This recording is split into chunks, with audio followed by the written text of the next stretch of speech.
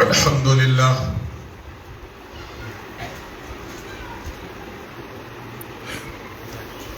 الحمد لله حق حمده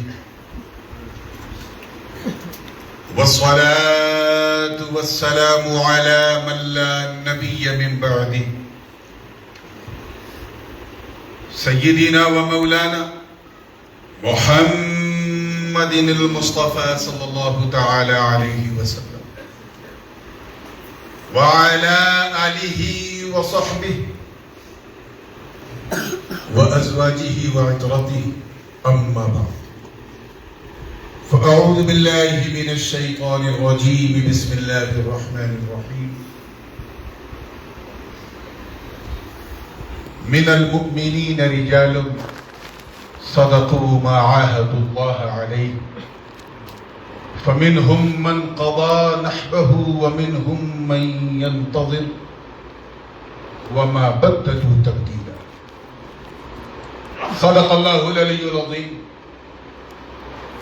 وبلغنا رسوله النبي الأمين الأمي الكريم ونحن على ذلك لمن الشاهدين والشاكرين والحمد لله رب العالمين.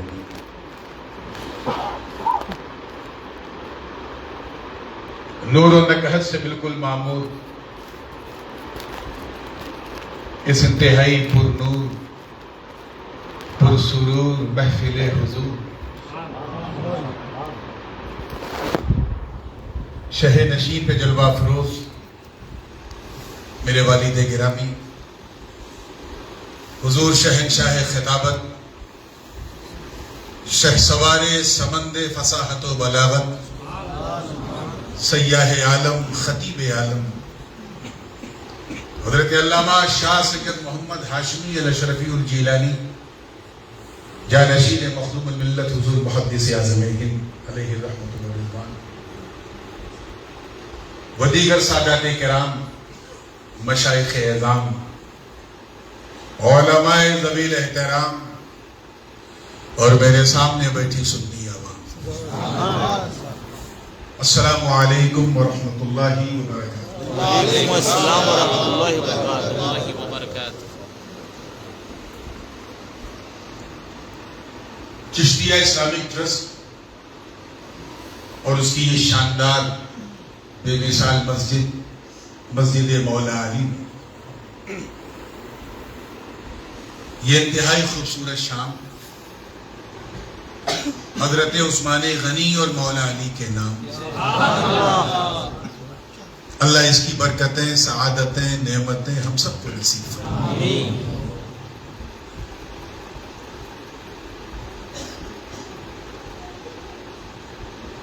ارادہ تو میرا بھی کچھ ایسے ہی تھا کہ کچھ گنگناؤں گا، کیونکہ میرا بھی خمیر جو ہے، میں بھی حضور کا ایک ادنا سا ناطخہ ہوں، اور میرا بھی خمیر کہیں نہ کہیں ترنم ہی کی مٹی سے گوندا گیا ہے. لیکن ایک نہیں دو کلام میرا آپ سن چکے، اس لیے میں اسے اسکپ کر کے اگر آپ کی اجازت ہو اور سیدھے مضمون کی طرف آتا ہوں، کیونکہ میں خود بھی نہیں چاہتا کہ حضور غازی ملت اور آپ کے بیچ میں کچھ دیر حائل نہ ہوں. یہ مجھے بھی اچھا نہیں لگ رہا ہے. انشاءاللہ کلام کسی اور موقع کے لیے. آئیے جی لگا کہ بارگاہ رسالت والے رسالت میں حدیث درود پیش کر لیں. پڑھیں اللہم صلی سیدنا جد الحسن والحسین وعلی آل سیدنا جد الحسن والحسین صلاۃ و سلام علیک یا رسول اللہ صلی اللہ علیہ وسلم.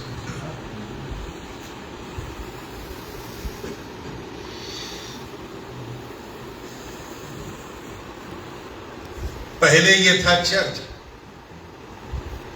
پھر اس میں کیا گیا خرچ، اور یہ سلسلہ انشاءاللہ یہ تو ابتدا ہے، جاری رہے گا.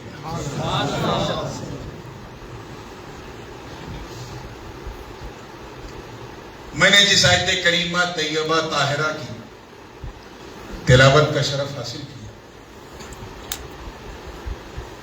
اگر آپ نے ترجمے کو غور سے سن لیا تو یقین جانے کسی ترجمانی کی ضرورت نہیں پڑے گی.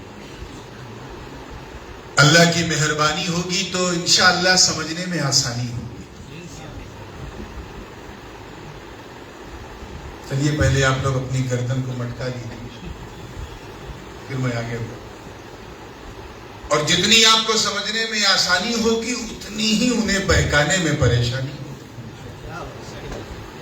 پھر بھی ترجمہ کر دوں، رب تعالیٰ کا ارشاد ہے، من المؤمنین رجال صدقوا ما عاهدوا اللہ علیہ۔ مومنین میں سے کچھ مرد ایسے ہیں، سب کی بات نہیں ہو رہی، کچھ مرد، certain people from the believers، مومنین میں سے کچھ ایسے مرد ہیں جو پورا کر دیتے ہیں اس وعدے کو جو انہوں نے اللہ سے کیا۔ اب تعمیم کے بعد تخصیص ہو رہی ہے، فرمایا فَمِنْهُمْ مَنْ قَضَى نَحْبَهُ وَمِنْهُمْ مَنْ يَنْتَظِرُ۔ کچھ ایسے ہیں جو وعدہ پورا کرتے کرتے کرتے کرتے جام شہادت نوش کر لیتے ہیں، شہید ہو جاتے ہیں، اور کچھ ایسے ہیں فَمِنْهُمْ مَنْ يَنْتَظِرُ جنہیں شہادت کا انتظار رہتا ہے، دعا کرتے ہیں کہ اللہ مجھے بھی یہ جام مل جائے۔ وَمَا بَدَّلُوا تَبْدِيلًا، اور اللہ کے کلام میں کسی تبدیلی کی گنجائش نہیں۔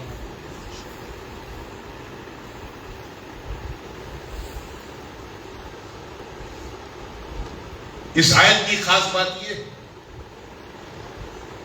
کہ ان میں جن خوش نصیب مردوں کی طرف اشارہ کیا گیا ہے ان میں دو مرد ایسے ہیں جن کے عنوان سے معنون آج کا جلسہ ہے۔ ایک وہ جو سخاوت کا تاجدار ہے، دوسرا ولایت کا شہسوار ہے۔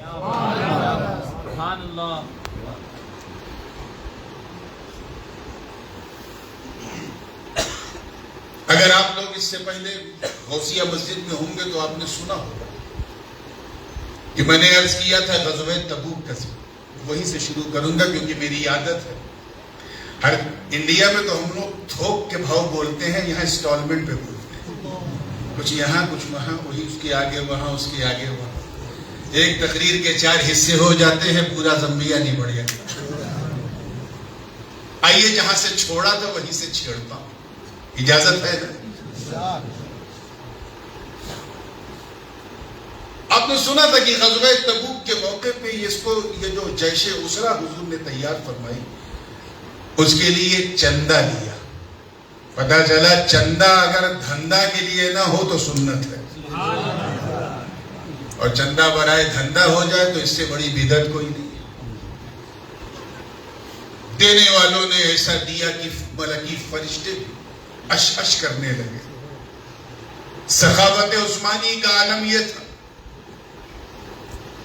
کہ اتنا لٹایا کہ میرا وجدان کہتا ہے کہ جنتی حوریں بھی چلمن خلد ہٹا ہٹا کر رخسار عثمان کی بلائیں لے رہی ہیں۔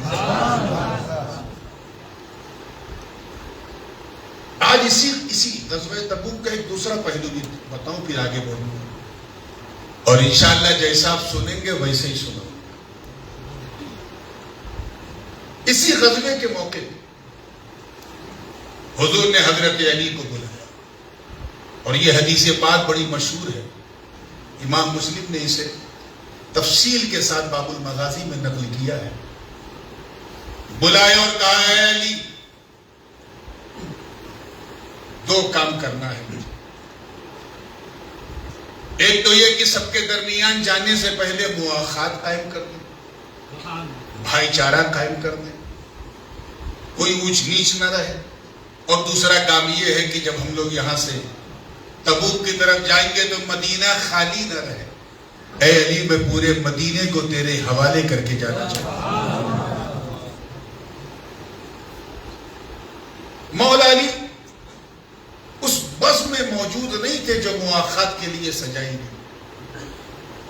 حضور نے سب کو اکٹھا کیا، بالکل شارٹیسٹ وے پاسبل سے گزر کے اگر میں آگے بڑھوں تو نتیجہ یہ ہے کہ سرکار نے اکٹھا کیا، فرمایا اے انصار و مہاجرین،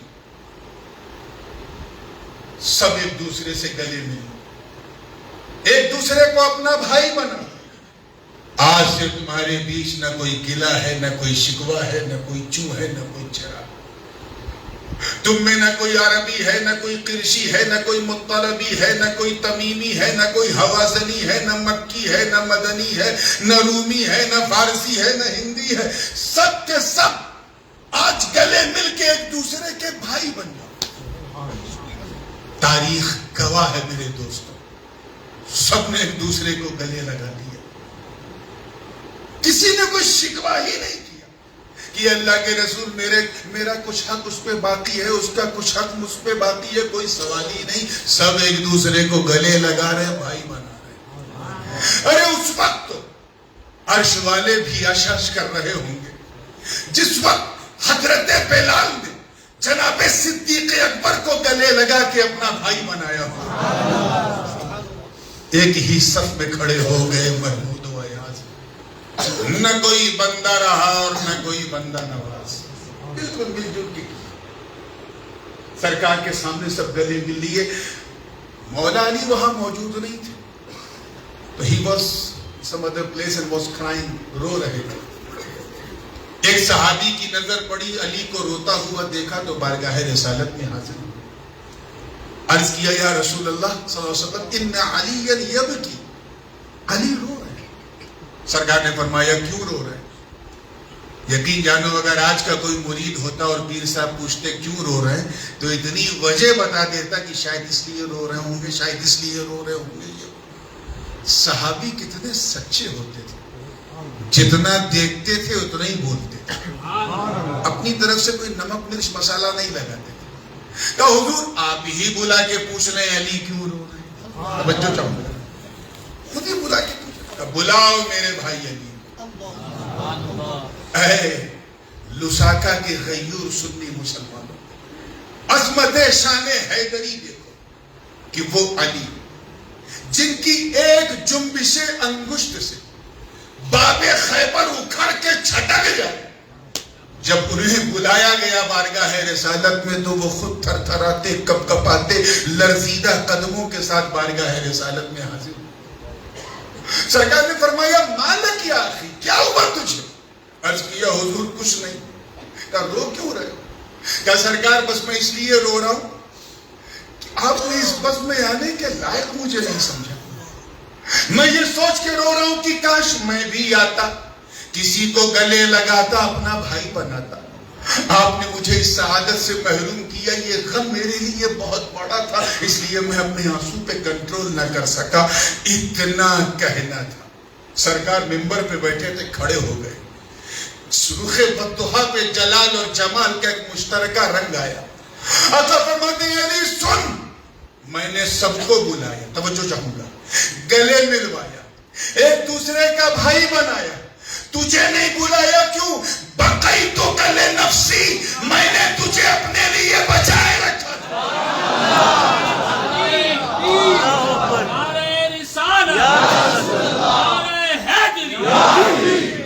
اور ایک روایت میں ہے جامع ترمذی کی، اخرتک لنفسی، اے علی میں نے تاخیر کی تجھے بلانے میں اپنی وجہ سے، تجھے اپنے لیے بچائے رکھا تھا۔ میں نے سوچا کہ سب گلے مل کے ایک دوسرے کو بھائی بنا لیں، پھر میں تجھے بلاؤں، اپنے سینے سے لگاؤں، اپنا بھائی بناؤں۔ اے علی سن، ان لوگوں نے تو، یہ لوگ تو زمین کے اوپر اس آسمان کے نیچے ایک دوسرے کے بھائی ہیں، مگر تو میرا ایسا بھائی ہے کہ انت اخی فی الدنیا والآخرہ، تو یہاں بھی میرا بھائی وہاں بھی میرا بھائی۔ نعرہ حیدری، نعرہ حیدری، تو یہاں بھی میرا بھائی وہاں بھی میرا بھائی۔ But he was keep crying، وہ روتے ہی رہے۔ تو سرکار نے روایت میں ہے کہ داہنے شانے پر کے کندھے پر ہاتھ رکھا، فرمایا علی تو رو رہا، اما تردا؟ توجہ، اللہ کرے یہ بات جو میں کہنے جا رہا ہوں یہ ایسا دل میں اتر جائے کہ اگر کوئی بھی بغض علی کا کینہ لے کے آیا ہے تو ان کا مدینہ لے کے یہاں سے کندھے پہ ہاتھ رکھا، فرمایا اما تردا ان تکون منی بمنزلت ہارون من موسیٰ غیر انہو لا نبی من بعدی۔ اے علی کیا تیرے لیے یہ کافی نہیں؟ کیا تو اس پہ راضی نہیں؟ کیا تجھے خوشی نہیں ہے کہ کہ تو میرے نزدیک ایسے ہی ہے جیسے ہارون موسیٰ کے نزدیک. بس یہ ہے بھائی دونوں تھے, وہ بھی کزن, ہم دونوں بھی کزن. بس فرق یہ ہے کہ ہارون نبی تھے, میرے بعد کوئی نبی نہیں ہوگا.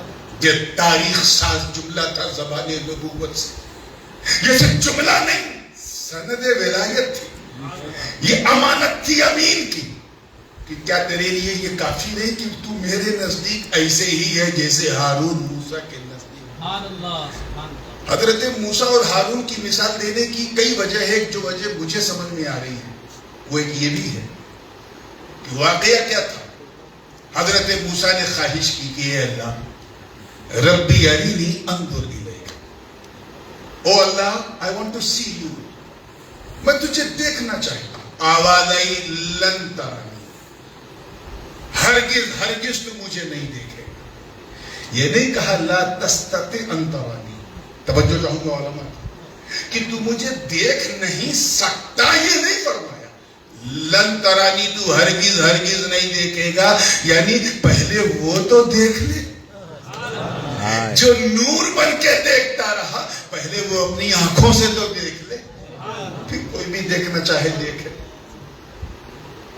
ہاں لیکن اگر اتنی تڑپ ہے تو وَلَكِنْ انظُرْ إِلَى الْجَبَلِ, پھر اس پہاڑ کی طرف دیکھ. وہاں جو نظر آئے اسے اگر دیکھ لیا تو سمجھ لو مجھے دیکھ لیا. اشارہ بھی مل گیا کہ اے موسیٰ آؤ, لیکن خالی ہاتھ نہیں جاؤ گے, تمہیں کتاب ہدایت عطا کی جائے گی.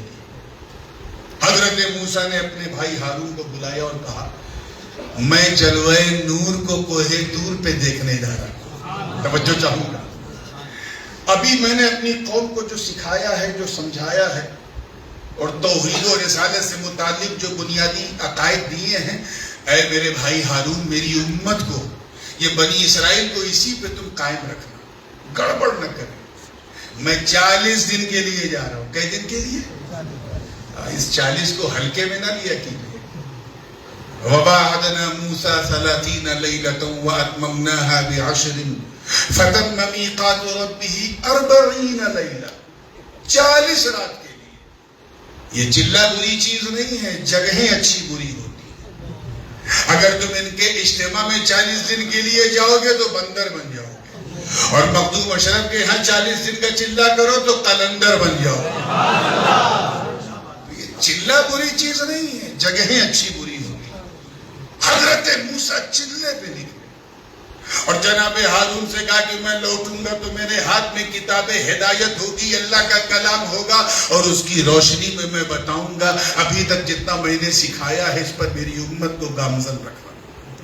ادھر موسیٰ ہٹے, توجہ جملہ ضائع نہ ہو, موسیٰ ہٹے, ادھر ابلیس ٹکٹکی مار کے دیکھ رہا تھا کہ یہ ہٹیں تو ہم ڈٹیں, یہ ہٹیں تو ہم ڈٹیں. ٹکٹکی مار کے دیکھ.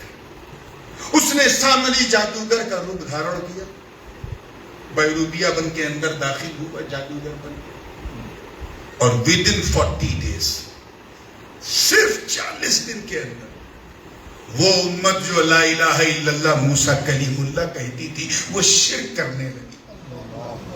کس کی عبادت کرنے لگی؟ آج کل بیان کر دیا جائے تو بوال ہو جائے. شرک کرنے لگی. 40 دن میں پوری امت سرکش ہو کے گمراہ ہو گئی, بھٹک گئی. حضرت ہارون نے بہت سمجھایا, لیکن امت اتنی سرفری ہو گئی کہ سمجھنے کو تیار نہیں, برباد ہو گئی. فَلَمَّا رَجَعَ مُوسَىٰ إِلَىٰ قَوْمِهِ غَضْبَانَ آسِفًا قَالَ بِئْسَ مَا خَلَفْتُمُونِي مِن بَعْدِي إِلَىٰ آخِرِ الْآيَةِ. کہ حضرت موسیٰ جب لوٹے اور امت کو شرک کرتے ہوئے دیکھا تو جلال میں آ گئے. نہ دیکھا آؤ نہ دیکھا تاؤ. حضرت ہارون کا کالر پکڑا, داڑھی کھینچی. ایک روایت تو یہاں تک ہے کہ منہ پہ تماچا بھی مارا اور کہا یہ کیا کیا تو نے, تجھ سے میری امت 40 دن بھی نہ سمجھ سکی, بھٹک گئی, گمراہ ہو گئی. یہیں سے میں تمہیں ایک ذہن دیتا ہوں, سن لیو. تم اپنی قسمت پہ جتنا ناز کرو کم, اے اہل سنت جتنا فخر کرو کم ہے, جتنا پراؤڈ کرو کم ہے, جتنا گرو کرو کم ہے.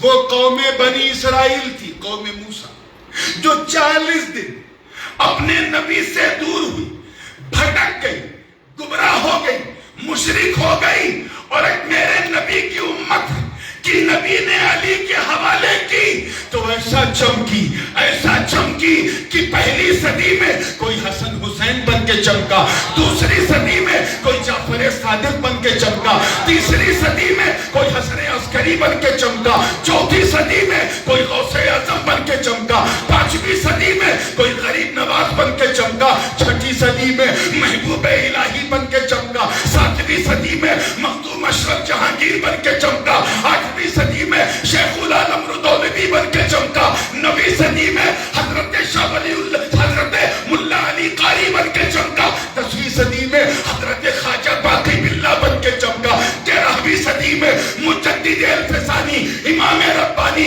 شیخ احمد بن کے چمکا، 12ویں صدی میں شاہ عبدالحق محدث دہلوی بن کے چمکا، 13ویں صدی میں شاہ ولی اللہ دہلوی بن کے چمکا، اور 14ویں صدی میں احمد رضا بن کے چمکا۔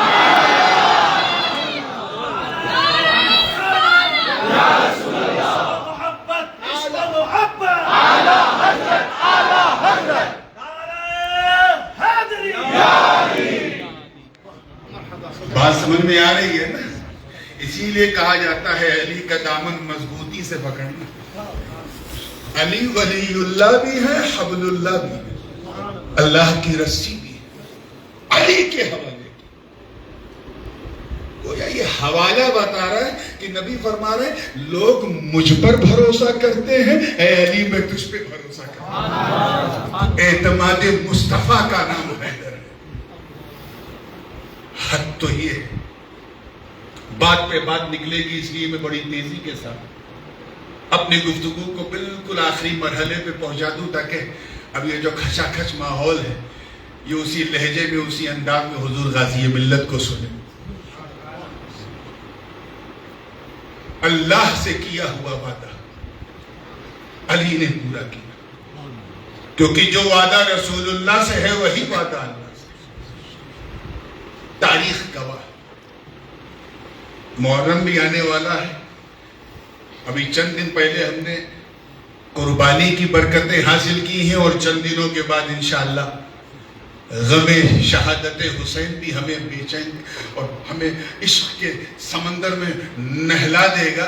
آئیے اس سے لگتی ہوئی ایک بات کہہ کے میں اپنی بات کو فنش کروں۔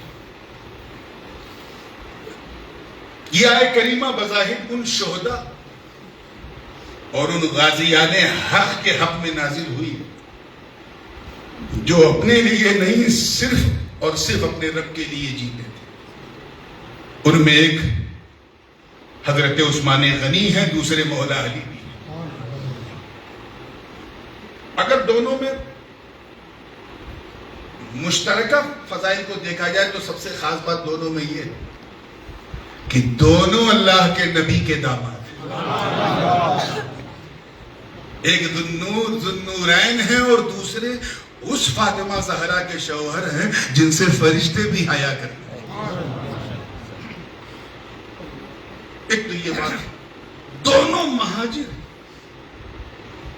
دونوں مکے سے مدینے کی طرف ہجرت کی، دونوں داماد رسول بھی، اور دونوں کی شان یہ ہے، دونوں کی پہچان بھی یہ ہے کہ دونوں شہید بھی۔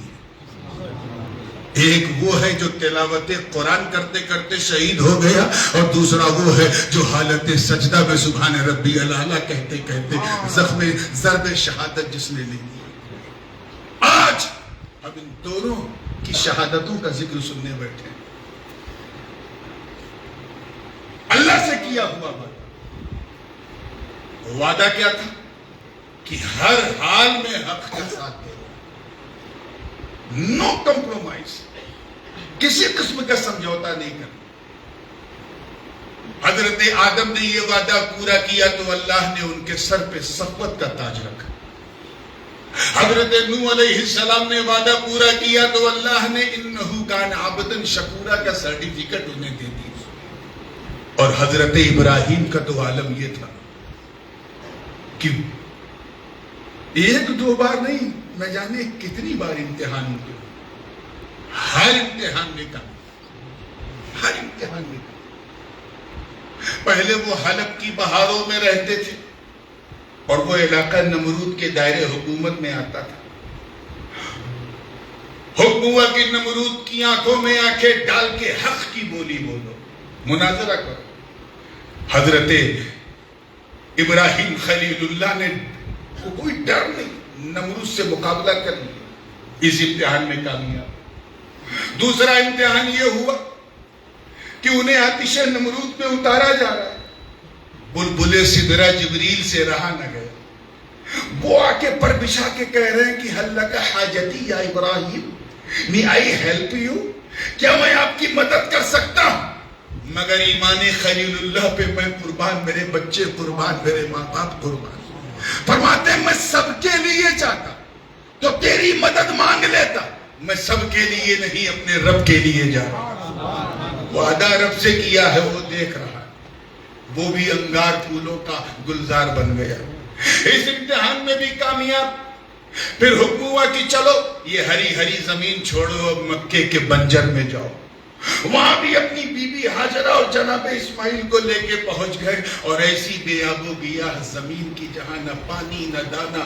عرض کرتے ہیں ربنا انی اسکنت من ذریتی بواد غیر ذی زرع عند بیتک المحرم, اے اللہ میں اس بے آب و گیاہ زمین پر, بنجر زمین پہ آیا ہوں صرف تیرے لیے, کہ وعدہ تجھ سے کیا تاکہ میں نماز قائم کر سکوں, اپنے فیملی کے ساتھ آیا ہوں صرف تیرے لیے. اس امتحان میں بھی کامیاب.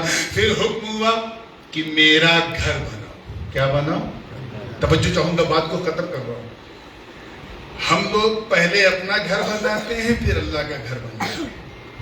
اپنے گھر کے لیے تو چائنا اور ملیشیا اور نہ جانے کہاں کہاں سے انٹیریئر کے سامان لاتے ہیں, اور اللہ کے گھر کے لیے جو مل جائے وہ کافی. یہ تو ہماری لائف اسٹائل ہے. حضرت ابراہیم کو دیکھو, خود گفا کے اندر, کیو کے اندر رہ رہے اور اللہ کا گھر کعبہ بنا رہے, بن گئے. اس امتحان میں بھی کامیاب.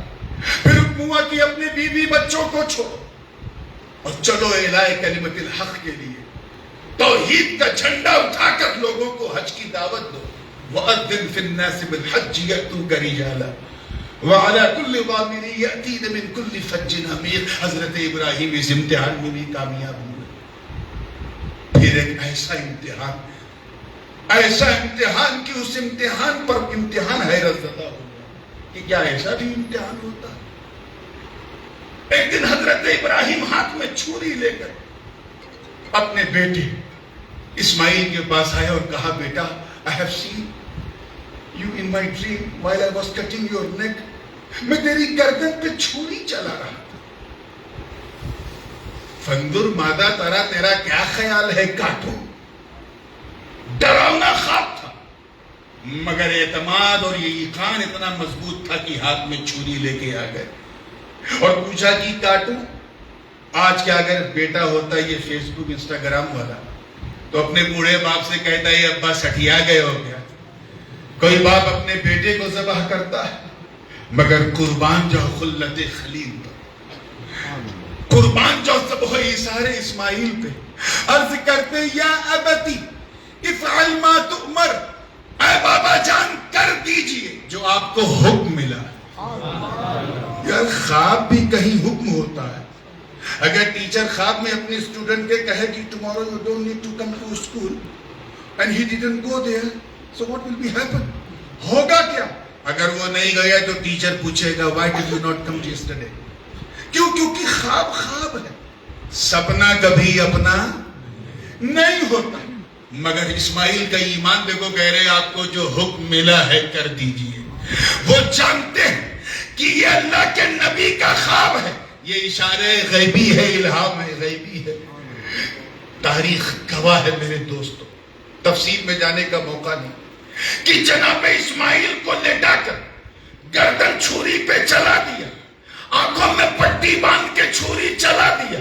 اسی لمحے اللہ نے عرش سے میڈھا اتارا, میڈھے کی گردن کٹ گئی, اسماعیل کی گردن بچ گئی. یا اللہ راز کیا ہے؟ میڈھا کٹ گیا, اسماعیل بچ گئے, معاملہ کیا ہے؟ تو کہا سن, یہ فیضان نور محمدی ہے, ابھی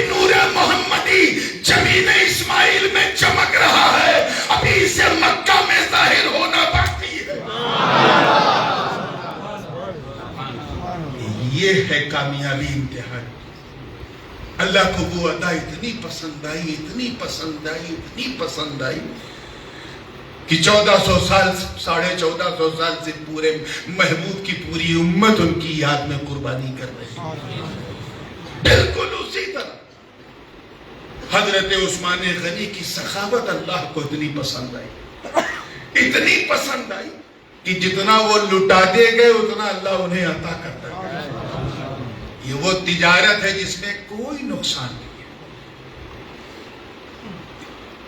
بیک اپ فوراً ہوتا ہے، ریٹرن فوراً ملتا ہے. اور ایسا ملا کہ آج بھی پورا غلمہ ان پہ حیرت زدہ ہے. نبی نے اپنی ایک نہیں دو بیٹیاں ان کے نکاح میں. عزیزان ملت، we are so fortunate، ہم کتنے خوش نصیب ہیں. ایسے خاصان حق کا ذکر کرنے ہم بیٹھے ہیں جن کے بارے میں حضرت ابو بکر صدیق کہے کہ جسے کہیں کچھ نہ ملے وہ در عثمان پہ چلا جائے، سب مل جائے گا. وہ علی جن کے بارے میں فاروق اعظم کہے کہ یا علی انت اصبحت مولایا و مولا لکل مومن، تو آج سے میرا بھی مولا ہے، ہر مسلمان کا مولا. یہ کون لوگ ہیں جو 4 کتاب پڑھ کے علی کی مولائیت کا انکار کر رہا ہے؟ یہ وہ خوش نصیب ہیں جنہوں نے اللہ سے کیے ہوئے وعدے کو پورا کرنے کے لیے نہ کافروں کا کفر کی شدت دیکھی، نہ ان کی تلوار زنی دیکھی، نہ بہتے ہوئے لہو کو دیکھا، نہ لٹتا ہوا قافلہ دیکھا. ارے جب تک خود رہے، سینہ تان کے رہے اور اپنے بچوں کو ایسی تربیت دی کہ دشت کربلا میں 3 دن تک بھوکے پیاسے رہنے کے باوجود ماقا حسین کا نہ قدم لڑکھڑایا نہ ارادہ لڑکھڑایا. اب یہی پر میں اپنی گفتگو کو مکمل کرتے ہوئے عرض کروں گا کہ اگر اللہ تعالیٰ کسی نیک کام کے لیے بندوں کا انتخاب کرے تو آپ سب کے لیے ضروری ہے کہ اس نیک کام کرنے والی کی پیروی کرو، اس نیک کام میں حصہ لو. جس طرح اس مسجد میں لوگوں نے حصہ لیا، شاندار یہ قلعہ بنایا. میری دعا ہے کہ مولا کریم اس مسجد مولا علی کو اتنی ترقی عطا کرے، اتنی عطا کرے کہ اس کی برکتیں اگر تم سمیٹنا بھی چاہو تو نسلیں گزر جائیں، برکتیں نہ سمٹیں. اللہ پاک ہم سب کو سچا پکا سنی صحیح العقیدہ مسلمان بنائے رکھے. وآخر دعوانا ان الحمدللہ رب العالمین. السلام